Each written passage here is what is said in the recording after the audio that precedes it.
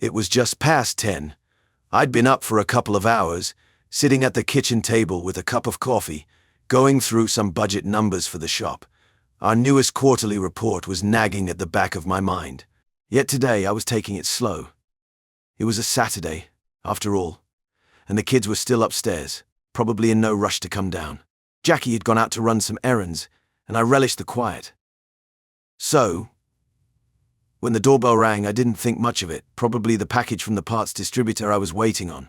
A small relief, something clicking into place in an overwhelming stack of responsibilities. Coffee in hand, I opened the door with my other, the hinges creaking as usual. But what waited outside wasn't the beaten-up delivery guy who usually came by, or Mr. Hodgins from next door, asking to borrow garden tools again. No. The door burst wide like a battering ram had hit it, the force knocking the breath out of me as I staggered back. My coffee slipped from my hand and smashed against the floor. The smell of the fresh roast mixed with the adrenaline, sharp and bitter. I didn't even get a chance to say a word before a heavy boot pressed square into my chest, shoving me hard onto my back. I felt the air escape my lungs again, the second time in seconds, and my knee hit the hardwood with a crack that sent a shock through me. On the ground. Someone barked, but I was already there, blinking like a deer caught in headlights. Panic hit like a wave. Was the house getting robbed? I barely had time to register the uniforms before I felt hands seize my arms, yanking them behind me so hard my shoulders strained under the pressure. Metal cuffs clamped tight, biting into the flesh around my wrists. I gasped, squirming as an officer threw a knee into my back. There wasn't any give. No attempt to debunk what I was seeing or feeling. This was real, happening right now. The more I tried to wiggle out of it, the tighter they twisted my arms. I felt the cold slam of cuffs against bone, digging into skin. Numbness crept into my hands, and they weren't even done. Cade, you're under arrest. What the hell is going on? I barely got the words out before a hand wrapped around the collar of my shirt, hoisting me from the floor. My legs scrambled to catch up underneath me as they jerked me upright. My mind raced. What was this? Some mistake. I blew the budget numbers. I glanced over their shoulders to see if there had been any confusion, wondering if they'd accidentally picked the wrong house. The cold rush of fear slammed into my chest as I realized this was no mistake. They were here for me. A man in a suit stepped into the foyer, older by the looks of the grey around his temples, and threw a sheet of paper at my face, waving it in my direction before snapping it closed so fast I couldn't make heads or tails of what was written there. It was sloppy, dismissive, too fast, almost mocking. "Get him out of here," he said in a bored tone, barely looking at me. Just another faceless target. Some prick in a file. My legs turned to jelly as they manhandled me toward the door, body protesting against the rough grip. No, this can't be happening. I tried to spin back, dig my heels in, reach for the threshold of my own home. This was bullshit. This was a massive screw-up. Frantic thoughts spiraled as they moved me forward like I was a piece of cargo, not a human being with a family and a career. Everything moved so goddamn fast. "This is a mistake. You've got the wrong," I managed to sputter out before my shoulder rammed straight into the doorframe. The world blinked for a second like an old TV set shorting out, and my glasses flew from my face. A burst of pain flared along my cheek, and I bit back the groan bubbling in my throat. The officer didn't seem to give a shit. "That's resisting arrest, scumbag," came the voice of another one, this one with about as much empathy as a rock. I couldn't even see his face clearly without my glasses, just a blur of blue and black swarming all over. Everything was disorienting. I twisted, trying to get a proper look at the person who brutalized me into my own wall, but all I got was the echo of his sneer. Of course, they didn't let up. One after another, they shuffled me down the steps, gripping me so hard it felt like they were trying to wrench my arms right out from their sockets.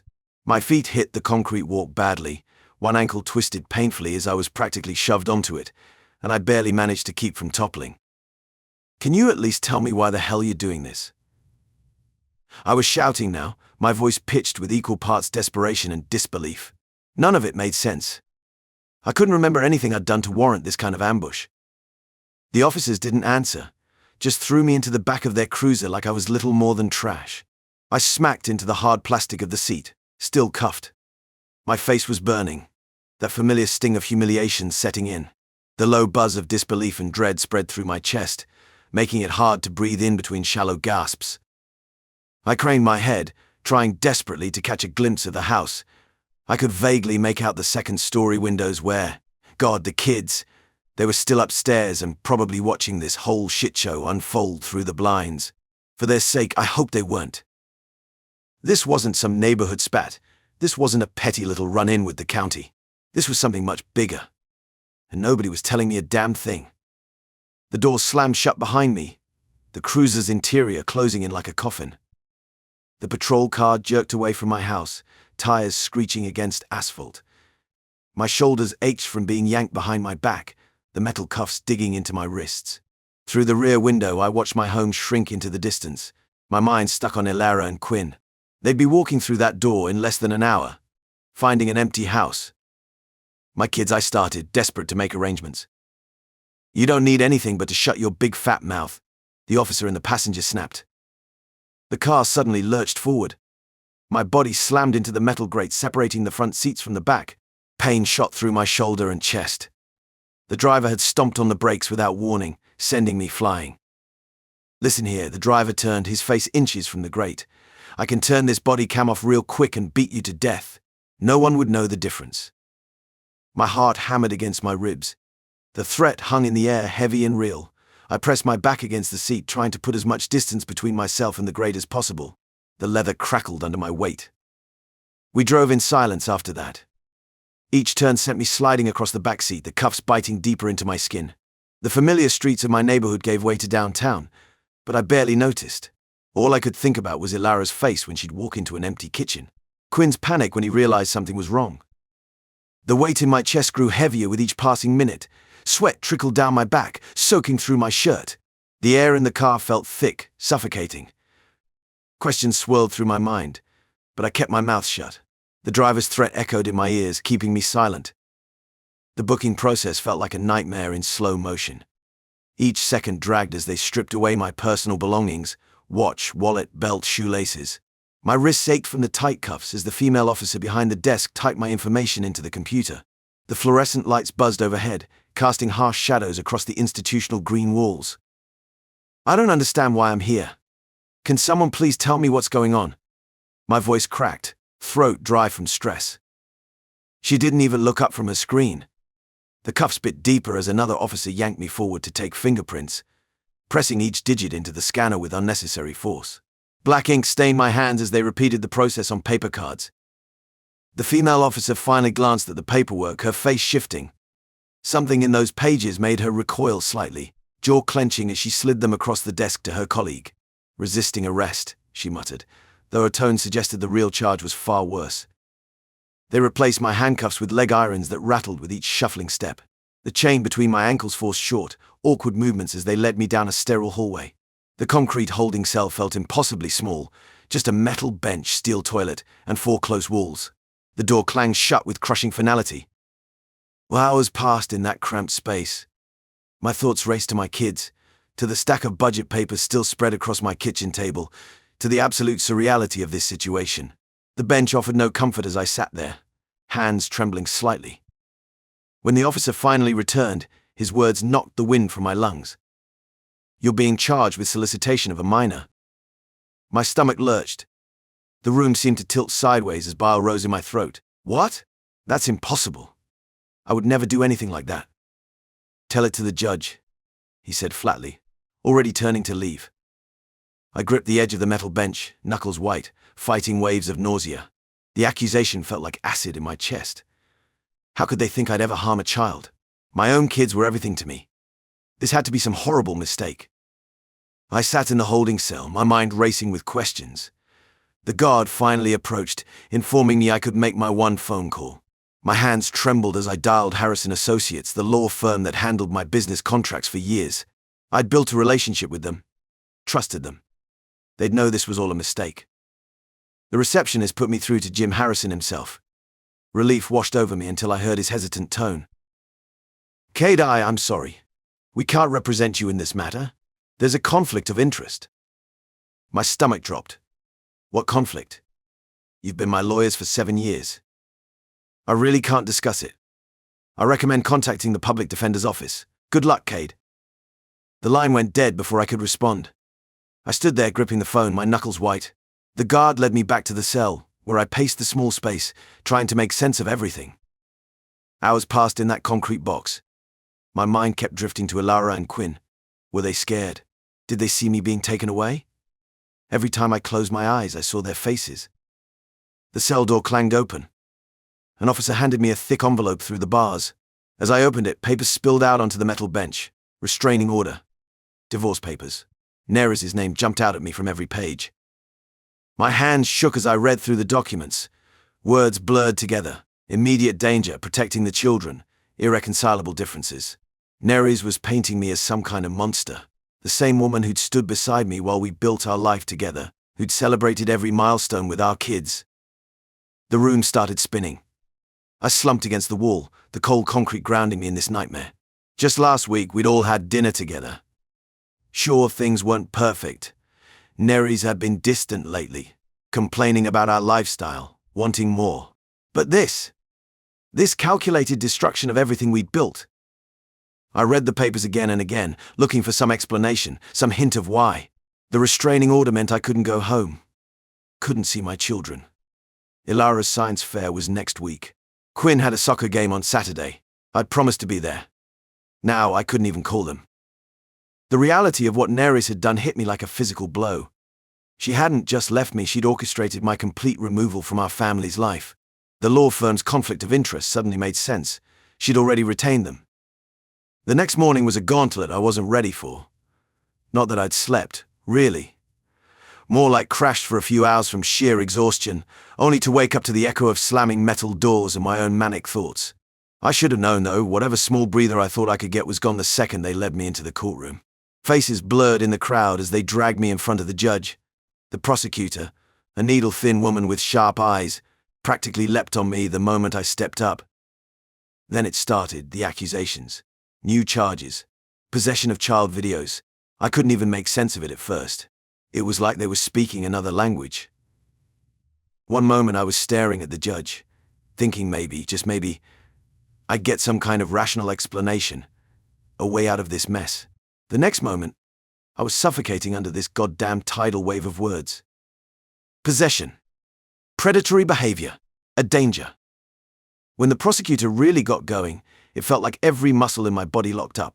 I was frozen there, feeling the weight of the room fall on me. They were talking about me, as if I was some kind of monster, like I belonged here behind bars, stripped of everything. A chair squeaked behind me somewhere. Something hissed as people murmured. The air was thick, oppressive, like it was pushing down on my chest, and I could barely breathe. My throat felt raw when I finally shouted. I'm innocent. I didn't do any of this. Wasn't even planning to say anything. Just snapped. But that only got the judge's cold glare turned on me, his eyes narrowing like I'd somehow offended his delicate sense of order. His gavel came down in a heartbeat.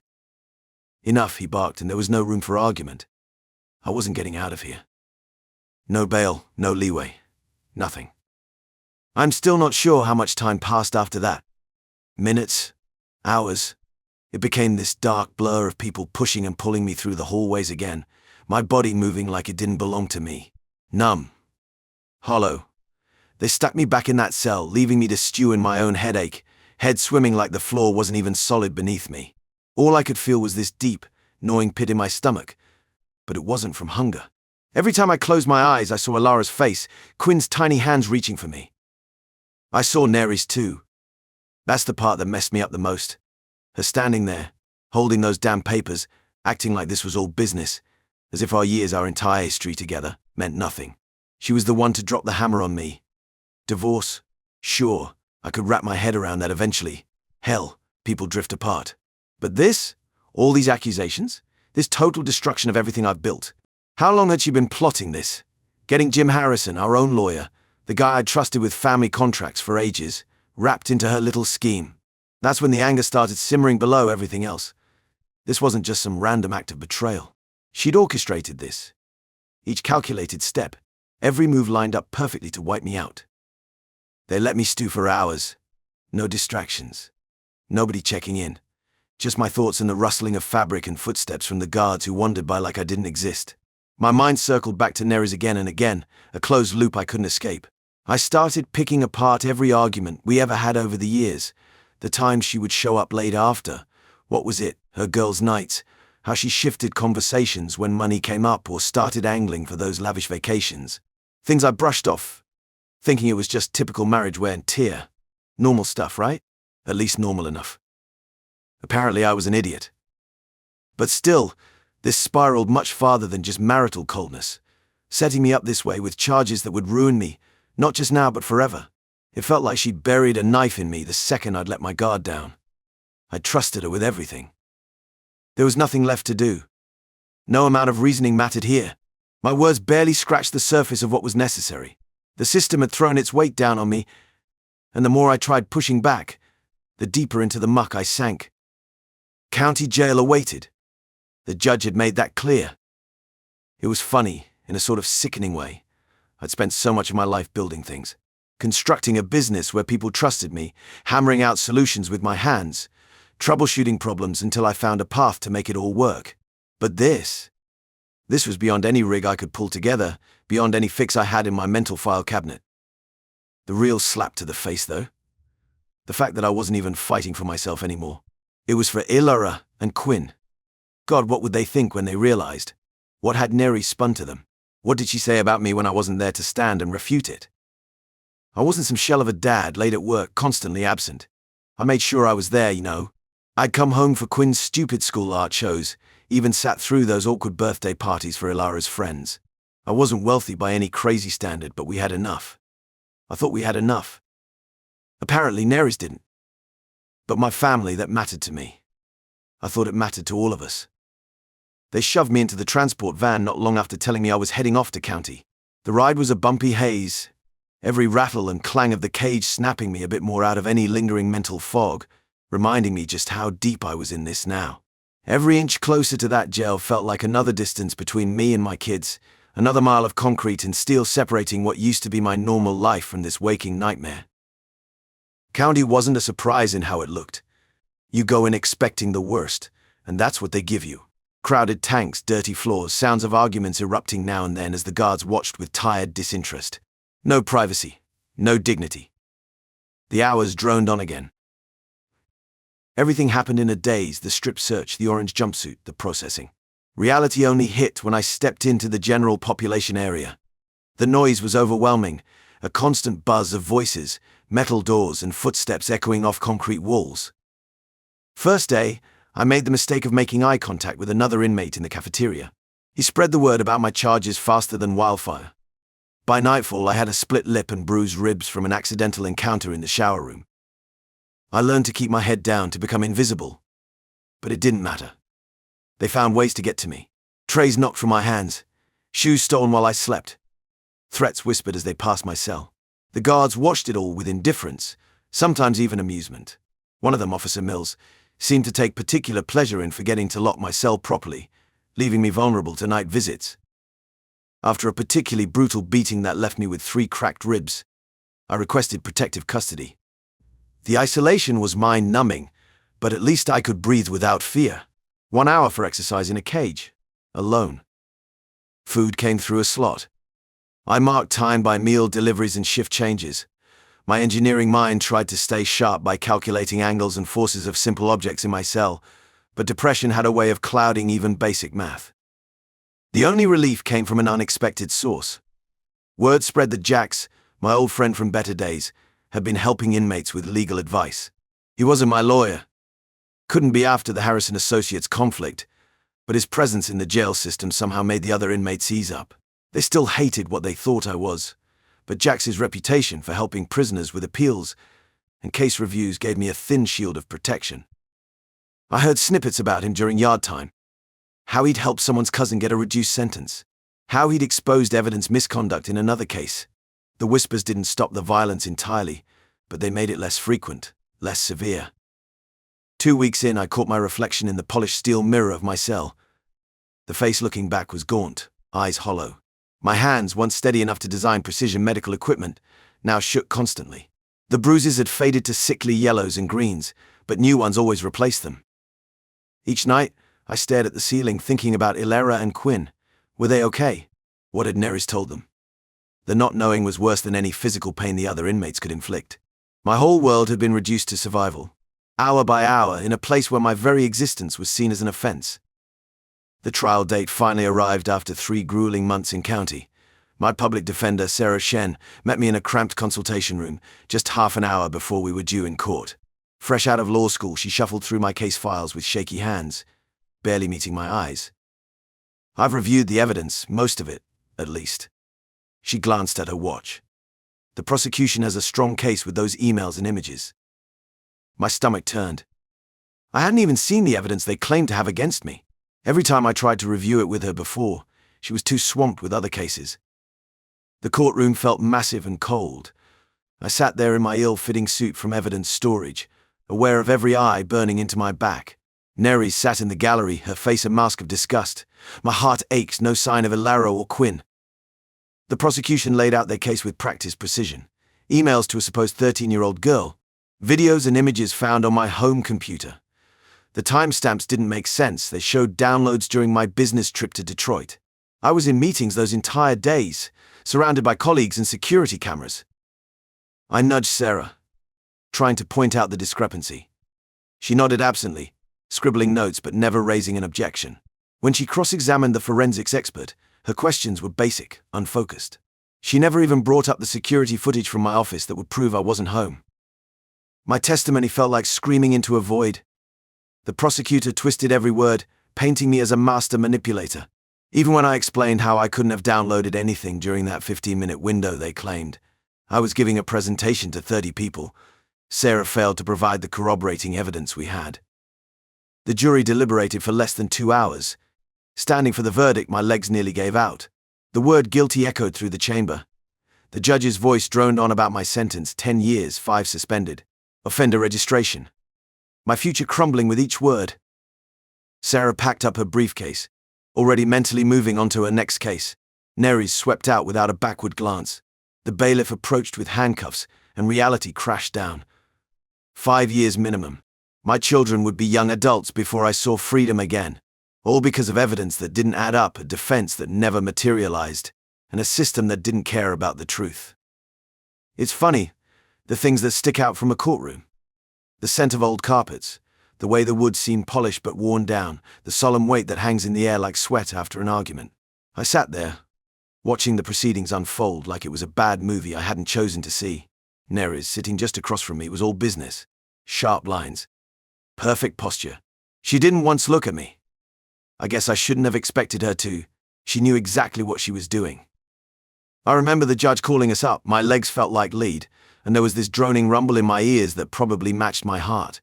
A hand of nerves clenched my ribs. Neri's, though, moved with the same mechanical precision she'd had staring me down the courtroom hallways. Cold, measured, all confidence. 12 years together, 2 children, and now she couldn't even look at me. She was like granite. No cracks.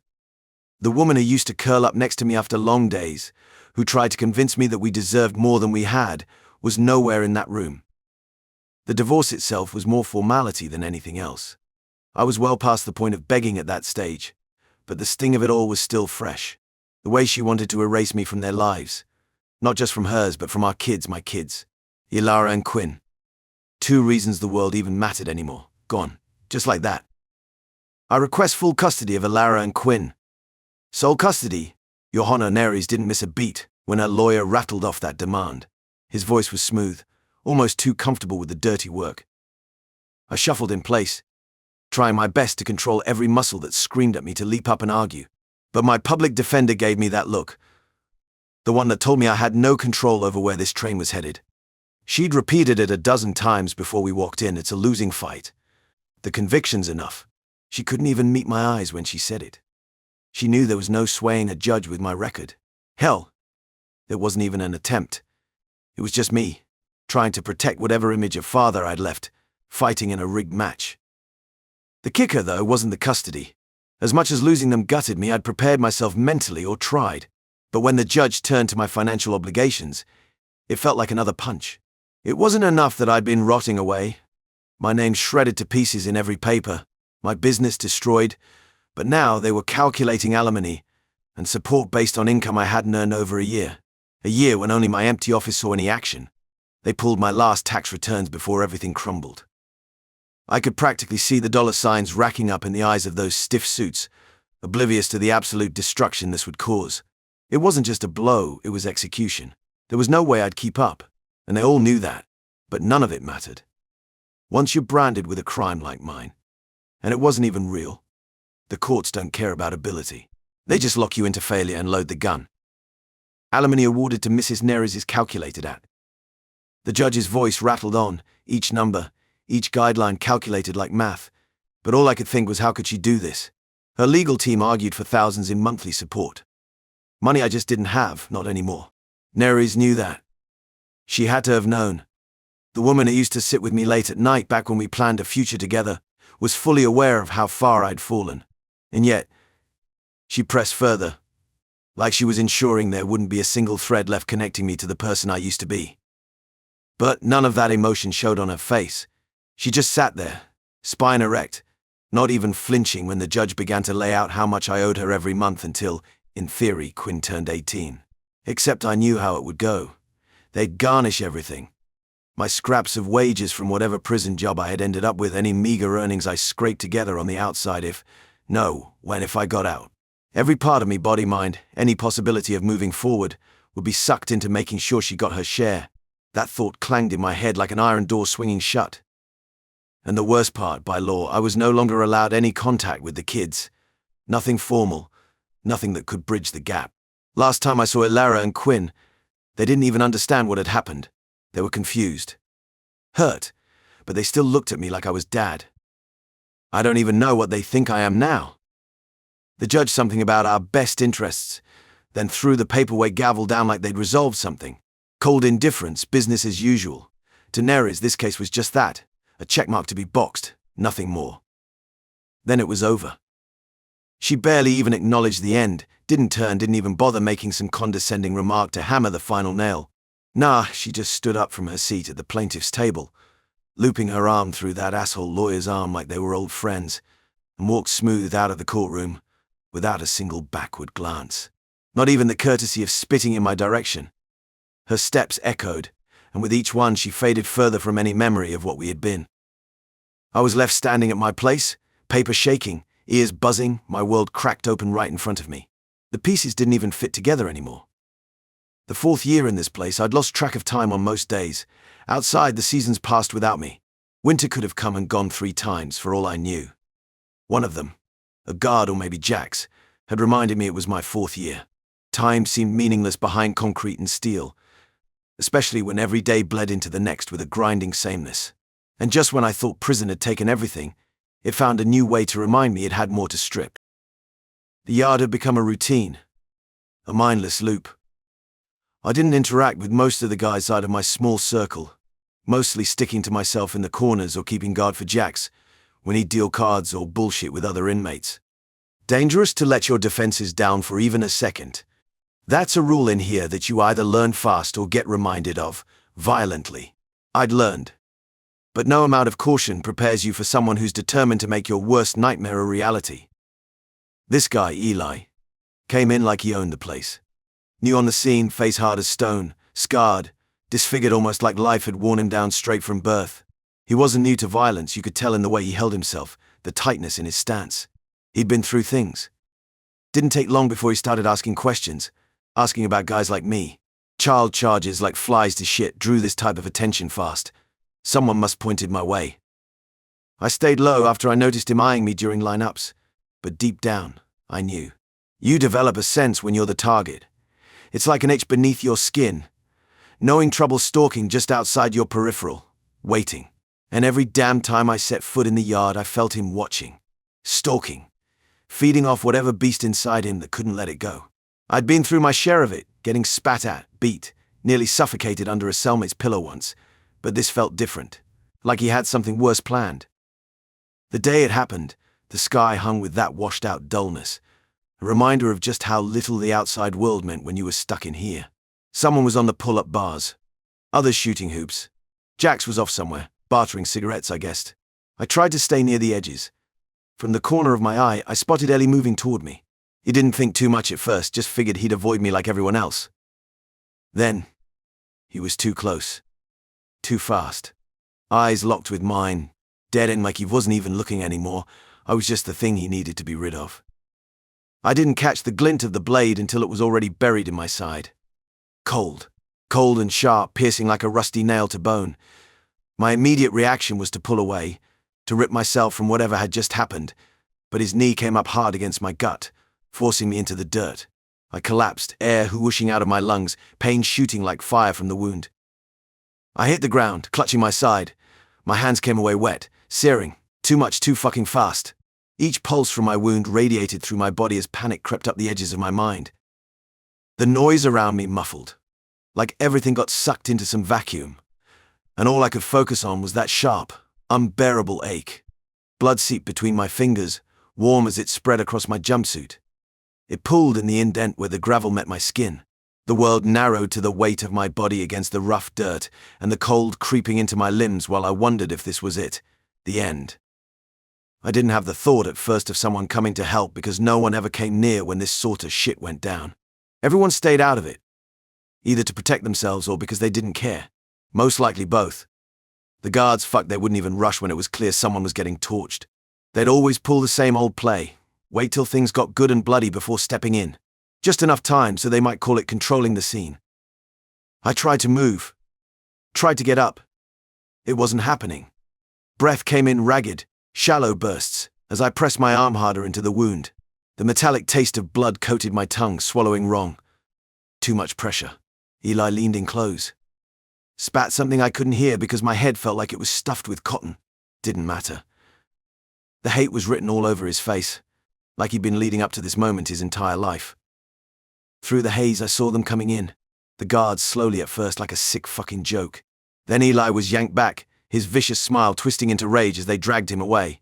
A couple of the other inmates circled back to watch the show, but I wasn't conscious enough to process it. Couldn't think beyond the agony ripping through me, the wetness flooding my side. I felt light, dizzy. The pain dulled, almost oddly distant, as if my body were giving up, letting go. Someone knelt by me. They grabbed at my jumpsuit, ripped open fabric where the shiv had sliced through. Then it all blurred into a smudge of sights and sounds as they dragged me onto a stretcher. Inside the infirmary, under fluorescent lights that buzzed like a set of angry locusts trapped within a jar, they cut away more of the brownish-orange jumpsuit, revealing what was left of my body beneath. My vision kept swimming, but I could make out the nurse, or doctor, whatever she was, leaning over me, barking instructions to someone. Her hands pressed deep into the wound, and I felt it. Inside my bones, like a deep echo, the pain was replaced by this radiating numbness swallowing me whole. I lay there thinking, was this really how it was going to go down? All these years, every struggle. My kids, Ilara and Quinn, more regret than anything else filled my mind. Regret for things I didn't do, didn't see. I wasn't sure how long passed after that. Hours seemed like minutes. They kept poking at me, stitching, taking notes, while I drifted in and out. There, but not there. Then, after a while, they left me to lie alone under those goddamn buzzing lights with the tubes running in and out of me, keeping me present for now. When they opened the cell door and told me I was getting out on parole, it didn't feel real. 8 years. I'd been counting each one behind bars, counting the days I got to see the sun through that narrow window, counting every time those guards looked the other way, as they shoved me face down on a concrete floor. I thought I'd feel something when I finally stepped out of that place. But walking through those gates, wearing a set of clothes that didn't fit me anymore, carrying a duffel bag filled with government-issued bullshit, I didn't feel free. Not at all. The halfway house wasn't exactly a beacon of hope. The walls were stained with years of filth, both literal and the kind you feel in your bones. Everywhere, the weight of failure clung to the air. Even the other guys there looked broken, hunched over like animals waiting for the axe to fall. But the worst part was the counselor, a slime of a man named Darby, who took sick pleasure in pointing out who and what we were. Registered offenders. He pronounced it like each syllable deserved its own special disgust. Don't forget it, boys, Darby would bark every morning, circling us like a vulture stalking a dead carcass. One slip up and it's back inside. Watch yourselves. I kept my head down, did what I was told. I didn't have the energy to fight. Not anymore. Finding work was a battle of its own. No one wanted to hire someone like me. Skilled labor didn't mean a damn thing when you had that label hanging over your head. They didn't care about the inventions, about the device that saved hundreds of lives. They didn't care about my degree, or the business I built from scratch. No, now I was barely allowed to mopping floors. Whatever pride or dignity I clung to over those years in prison, that got washed away with every disgusting stain I scrubbed off the linoleum in some office at 3 in the morning. That, and whatever paycheck I earned, disappeared faster than I could hold it. Alimony, child support. They take the money before you even get to see it, like it was never yours to begin with. There were nights when I imagined stopping by the welfare office and just flat out quitting. Let them take what little I had left and put me back inside. At least there was a kind of horrible routine. I knew I wasn't safe in prison, but at least prison was predictable. Outside, it felt like I was always inches away from the edge, like my next breath might be the one that knocked me over. Getting by on food stamps, if you told me that was my future years ago, I wouldn't have believed you. No one would. The guy who made enough to support his family with ease, the guy who made sure his kids had everything, now reduced to rifling through $3 meals at the grocery store, trying to stretch rotten food from the discount bin. But it wasn't the food or the nights mopping those offices that drove me. You know what really kept me going? Ilara and Quinn, my kids. Not that I had any real connection to them anymore. I wasn't allowed within 100 feet of them, thanks to that piece of paper Neris, filed way back that still sat like a rock in my gut. But some nights when the weight of the exhaustion wasn't beating the hell out of me, I dragged myself over to their school just to catch a glimpse. Quinn was taller now, starting to lose that pudgy face he had when I last saw him. Ilara too. She must have been heading into her 20s. I wouldn't know anything about it though. Neris kept them looking clean. It didn't look like anything had gone wrong for them in those 8 years. It was a damn national sport, how well she erased me from their lives. If they thought about me at all, it was with the fear Neris had drilled in their heads. One time I caught sight of them, going into their mom's new SUV. She had a new man, of course she did. And the look on Quinn's face, as they pulled away, was the kind of thing that would have put most men in the ground. Like I didn't exist. Like I was already dead. Darby and men like him warned me every day. You're on thin ice, Cade. Do one wrong thing, just a single wrong thing, and you'll be back behind bars. I believed him. I had to. There was no more space, no elbow room to mess up. Feet on the line, hands at my sides, eyes forward. Don't look wrong. Don't act wrong. Don't breathe the wrong way. But each night, after the mop bucket was emptied and the floors dried beneath those stale fluorescent lights, I'd crumple into some cot or some shelter, wherever they'd let me stay. The beds reeked of mold, the stuffy rooms packed shoulder to shoulder with men like me. The revolving door of failure. Things stuck to your shoes in there. Rotting bits of dreams, discarded lives, hopelessness that had started to cling to every pore in its abandoned corners. But I had my routine. I cleaned, I ate, and I thought about my kids. And every time I brushed shoulders with Darby in the hall, or I listened to his rants during our mandatory check-ins about how reality would chew us up and spit us out, I just tightened my grip on that one thought. One day, maybe I'd see them again. Maybe this wouldn't last forever. Except forever had a funny way of hanging on to you. There's no release, no resurrection after everything you've done's been stripped from your hands. A family stolen, pride crushed, your name smeared to hell by the accusations scrawled across dusty courtroom papers. It weighed on my chest like an invisible stone every minute of every day outside. I couldn't find any restful sleep. That paranoia always there. That clawing sensation that no matter how straight I walked, no matter how careful I stayed, it wouldn't mean anything. One small mistake, and they'd yank me back. That day, the cold clawed at my skin like 1,000 needles. I wasn't even sure how I ended up at the park, not in the state I was in. My chest felt tight, burning and suffocating all at once. Breathing was a labor, and every step ate away at whatever strength I had left. I remember shoving my hands deeper into my sleeves, but even that barely kept the warmth from slipping away. It was one of those cold slaps of winter that gnawed right through your bones. So I guess I wasn't surprised when my legs gave out, and I slumped onto that bench. Part of me welcomed it. Actually, the quiet surrender. I don't remember how long I sat there, hunched over, my thoughts fogging up like the air I exhaled. There's something eerie about the moments before everything goes black, when your body starts shutting down. You stop noticing details, everything blends into a dull haze. The wind stops biting, Even the sound of the city fades. That's when I felt the weight lift. When the world started to slip. My body sagged, eyes barely open, and honestly, I couldn't care less if I didn't wake up again. But then, a blur. Someone calling my name or something that sounded like it. I tried to focus, to understand what was happening. Through the mess of confusion and blurred vision, I made out a figure, Quinn. Quinn. I blinked. My son. He looked older than I remembered, taller. He was like a stranger and yet heartbreakingly familiar.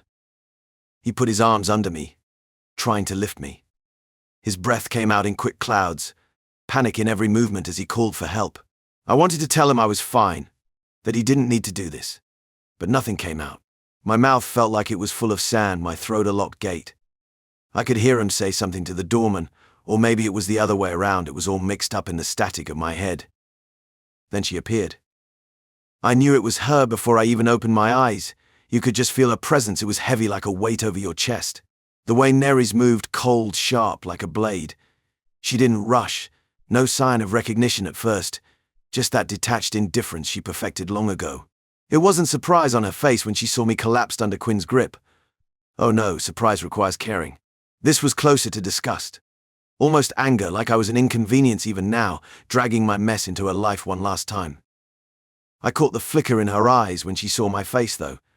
For a brief second it was there. A crack, some little flash of recognition. But it melted into that sneer faster than you could blink. Nothing. No pity, no remorse. Just a woman who had cleansed her life of me and thought the job was done.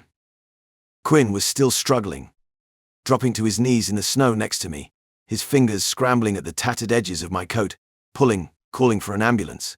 His voice was wavering. I could barely hold a thought together, let alone process what was going on, but I could tell he was upset, frantic even. How long had it been since I'd seen him like that? Years, definitely years, since he was a kid. And now here he was, practically grown, trying to lift a man who probably didn't deserve his attention. Nerys just stood there, her heels pressing into the street, her arms folding tighter.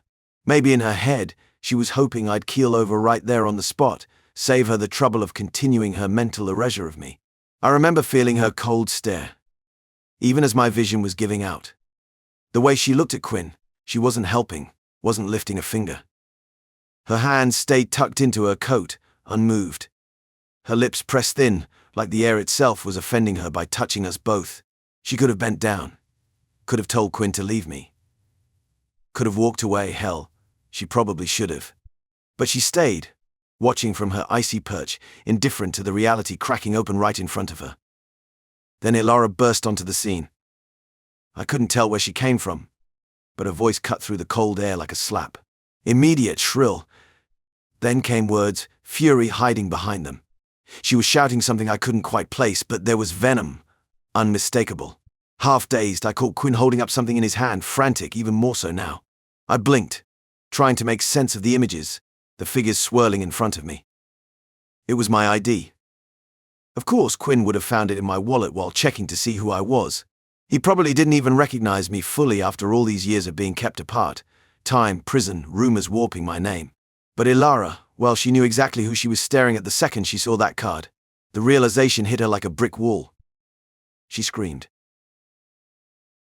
The sound of it filled the space between us, louder than the city, louder than anything else. Rage, betrayal, the kind of pure, unfiltered hatred no child should feel for their parent. Her words sank into me, sharp and cutting. "Why aren't you dead?" she yelled. That was it, the final blow, the dagger meant to finish me off. It wasn't the cold, wasn't the abandonment, wasn't even prison. The last thing I remember was my own daughter spitting words that made my already sluggish heart slow even more. I wanted to say something. Anything. But her outburst didn't leave room. My body just crumbled into itself, as if weighing down with everything my mind couldn't hold. It all started slipping from me. The anger, the cold, the sadness. All of it, lost in a blurry sea as unconsciousness dragged me under. Ilara's fury was the last thing my ears caught before everything disappeared. And then, nothing. No sounds. No icy wind. No furious screams.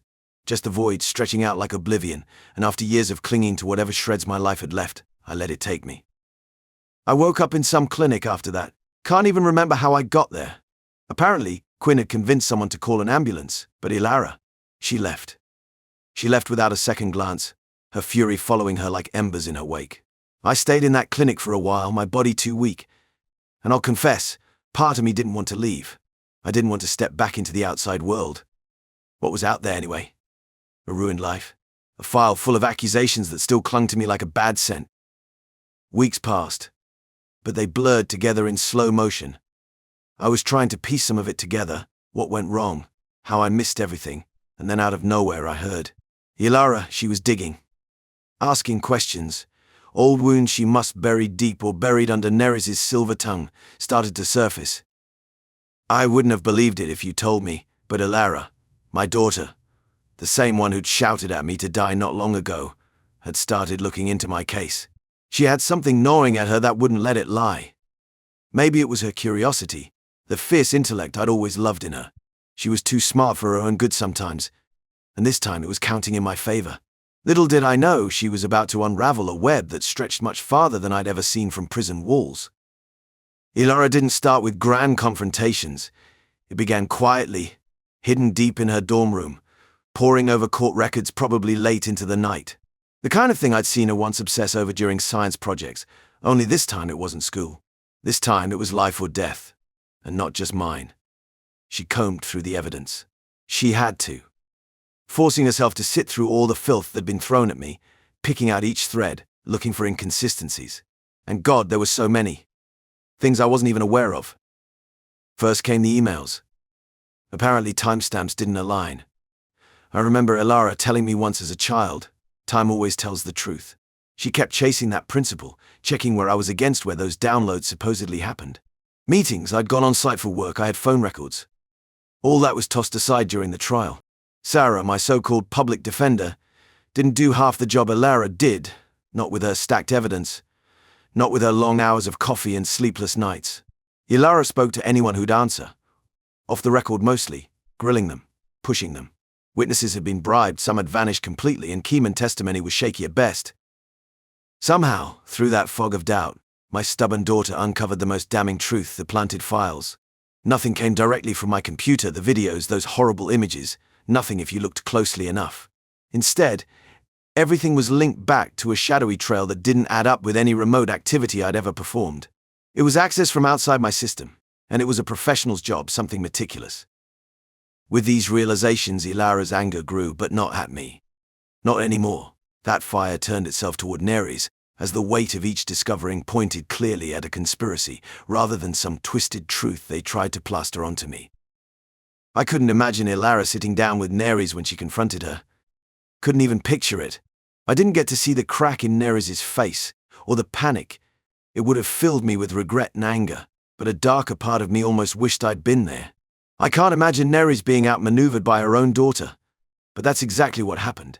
I learned later from Ilara's own stumbling words that she'd hammered away at Neris for hours, pushing, needling at her, forcing her to confront the lie that had snowballed into something impossible to control. It started passive, a lot of feigned innocence on Neris's end. She must have tried to play sweet at first, that saccharine smile she always donned at parties, the one that made her seem immaculate. But it didn't last. Ilara had more resolve than that, dug up too many loose threads. She wouldn't let it go. And once Neris realized she was losing ground, walls crashed. I don't know what it must have felt like to hear it from her mouth, the confession that Neris was behind it all. She admitted to framing me, fabricating evidence, bribing prosecutors, with Savran standing there grinning in the background, no doubt whispering in her ear throughout the whole thing. This had never been about me. No, it had been about greed. About power. About taking every shred of what I built, my work, my life, my family, and making sure it all belonged to her. The patents, the medical devices I'd invented early in my career, they wanted all of it, as if I was just a stepping stone. And when Ilara finally got it out of her, I can only assume Neris spat it out casually, cool as anything. Because that's Neris, everything was always a game to her. But I think she underestimated Ilara's anger, her pride in fairness and truth. Ilara wasn't going to let this go, not after knowing the depth of the betrayal that had cast her and Quinn away from me all these years. A plot that ruined not just my life, but their entire childhood too. I can't even picture what that did to Ilara. My mind won't let me go there, not easily. knowing her mother had turned me from hero to monster in her eyes just for money. For safety, Neres probably convinced herself Quinn and Ilara needed. How twisted it must have felt to Ilara, realizing she'd lived under that roof of lies. By the time Ilara gathered everything, when the lawyers refiled charges, exposed the bribed witnesses, the forged pieces of evidence, I didn't feel much relief, maybe. A hollow kind of relief. My conviction was overturned, of course, but everything felt too exposed. Old wounds were barely starting to clot and already being picked open again. When they arrested Neres and Sevran, dragged them both into the same courthouse, where I watched my life get vaporized all those years ago, it felt hollow. I never wanted revenge. Not the way Ilara probably did. When Sevran's hands were cuffed, winning didn't cross my mind. Justice didn't stir something deep in my gut. Watching the media tear Neres apart, plastering her face across every corner of social media, calling her names I never imagined, didn't put me at ease. It just reminded me how far I'd fallen, how low I'd been dragged. I still woke up most days expecting to find a guard pounding on my cell door, demanding I line up for another head count. Sometimes I wonder if prison ever truly left me. But I was free now. Free. A word that doesn't mean the same thing after you've had it taken from you. The registry followed me like a shadow for years, and now it lifted. But no one forgets. No one looked at me the same, even after the scandal broke. Funny thing is, standing there, outside the courthouse after everything wrapped, Ilara was the only one I trusted. Her, and to a lesser extent, Quinn. Quinn had felt different since finding me in the park, quieter than I remembered. Maybe he too was trying to piece everything together. Maybe I'd been wrong to think he'd been as angry as Ilara had been. But Ilara, she stood beside me now, shoulders squared, that same fire burning behind her eyes. She almost seemed like she had grown years in these past weeks, years we should have spent together. She looked ready to fight for me, ready to rebuild from the ashes. I couldn't help but notice, though her anger hadn't completely dissolved. No, it transformed.